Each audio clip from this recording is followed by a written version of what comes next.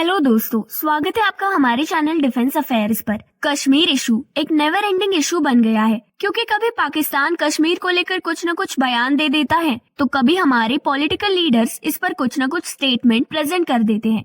देखा जाए तो जवाहरलाल नेहरू द्वारा लिया गया एक हिस्टोरिकल डिसीजन काफी ज्यादा डिबेट में है, क्योंकि उन्होंने इंडिपेंडेंस के बाद कश्मीर में सीज फायर को नेगोशिएट किया था। पर यह ध्यान देने वाली बात ये है कि सिर्फ एक ही साइड है, क्योंकि अगर हम हिस्ट्री को और डिग करें तो ये पता चलता है कि उस समय के commander in chief general sir Francis Robert Roy Bucher ने इंडियन ट्रूप्स के बारे में ये बताया था कि वो काफी थक चुके हैं और वॉर फाइट नहीं कर सकते, इसीलिए कश्मीर के कॉन्फ्लिक्ट को एंड करने की बहुत जरूरत है। अगर हम द गार्डियन के एक रिपोर्ट पर ध्यान दें तो उसमें ये बताया गया है कि इस डिसीजन को लेने के लिए नेहरू को सीनियर ऑफिशियल्स ने प्रेशराइज किया था और कहा था कि आर्मी पर्सनल बहुत वीक हो गए हैं और उनमें ट्रेनिंग की बहुत कमी है, इसीलिए आर्मी को छुट्टी की, ट्रेनिंग की और आराम की बहुत जरूरत है। इस लेटर को 28 नवंबर 1948 को लिखा गया था। इस सिचुएशन में ओवरऑल मिलिट्री डिसीजन पॉसिबल नहीं था और नेहरू को इस बात का अंदाजा था कि इंडिया अपने पड़ोसी देश के साथ वॉर सिचुएशन में फंस चुका है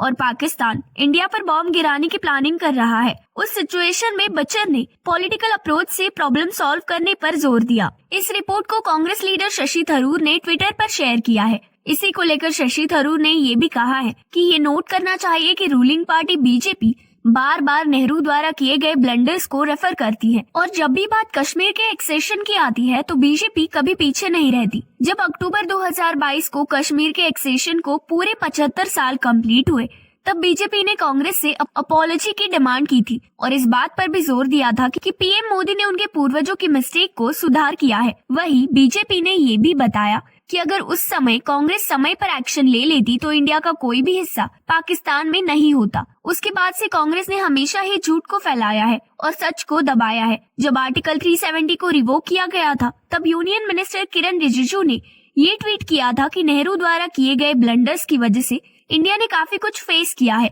और अब हिस्ट्री ने यू टर्न ले लिया है, जहां पर इंडिया ने खुद के गाइडिंग प्रिंसिपल्स तैयार किए हैं। इस बारे में आपको क्या लगता है, जरूर बताइए। साथ ही साथ चैनल को सब्सक्राइब करना मत भूलिए।